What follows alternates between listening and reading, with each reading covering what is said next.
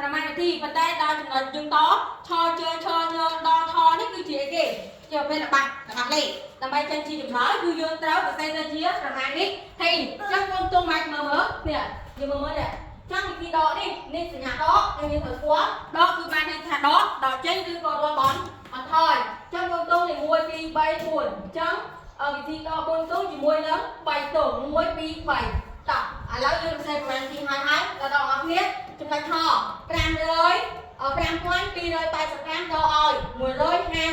155ចឹងពេលដែលគេឲ្យមកជារបស់លេខពេលយើងសរសេរទៅជាប្រមាណទីធ្វើមិនគឺយើងសរសេរឲ្យត្រូវតាមតុងនេះដាក់ត្រង់តុងរីចឹងមកហើយតែពេលយើងដោះស្រាយគឺបានត្រឹមត្រូវហើយបើយើងដាក់ទីហោថាលេខ5នេះមកដាក់ទៅក្រោមលេខ8នេះហើយមកដាក់ចេះវិញគឺខុសហើយណាគឺយើងសរសេរដំបូងដូចថា4តុងជាមួយ3តុងចា4តុងនេះយើងដល់សរសេរហើយប៉ុន្តែ3តុងបើសិនជាយើងអត់ច្បាស់គឺយើងរៀនចាប់ពីតុងរីទៅលឺអត់តុងរីមកដាក់5ហើយ1តុងអីគេហ្នឹងតុងរយចឹងបើយើងសេដាច់តុងពាន់ទៅប្រកាសនិយាយខុសហើយអញ្ចឹងយើងត្រូវចាំកន្លែងហ្នឹងតោះមកគឺយើងដកពីលើចុះក្រោមតាតោះនេះ5ដល់5សមហើយ5ដក5ចេញគឺសល់0 8ដក5ចេញ3នៅសល់3តែយើងគិតទៅរៀនដៃយើងគឺមានចំនួន10ហើយអញ្ចឹងយើងត្រូវគិតពេល8យើងរាប់រៀនយើង8ហើយដកចេញ5មក2ដល់1នៅសល់1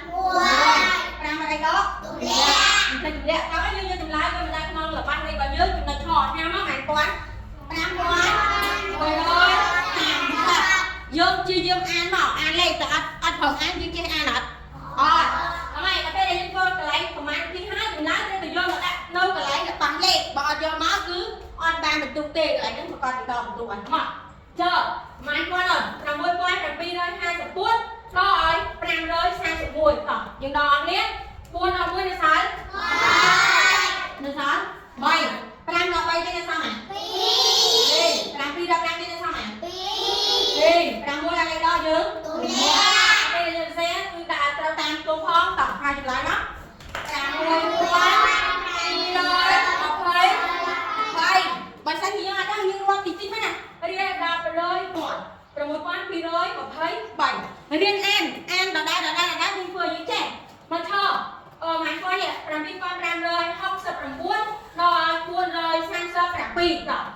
9ដល់7ចេញសមហើយសមហើយដល់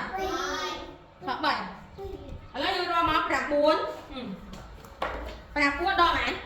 7ចេញនេះ5នេះ2ទៀតមកទៅសមហើយនេះ2ចានឹងសល់2ចាំវិធីដល់4តុង3តុងនេះគឺគ្មានអីទេគ្មានខ្ចីយកមានខ្ចីទេគឺបានន័យថាចំនួនខាងលើគឺធំជាងចំនួនខាងក្រោមទាំងអស់ណាមក6ដល់3ទៀតទេសមហើយ3ដល់អត់5ដល់4ចេញទេសមហើយ1 7អីដល់យើងលាក់តាមចម្លើយគូមក52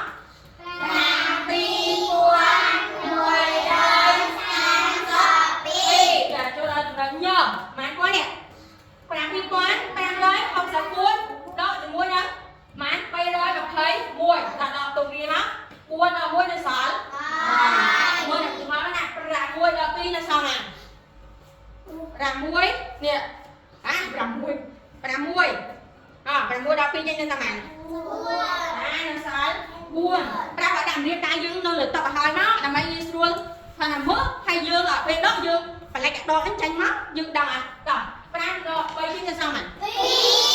សល់2 7អីដក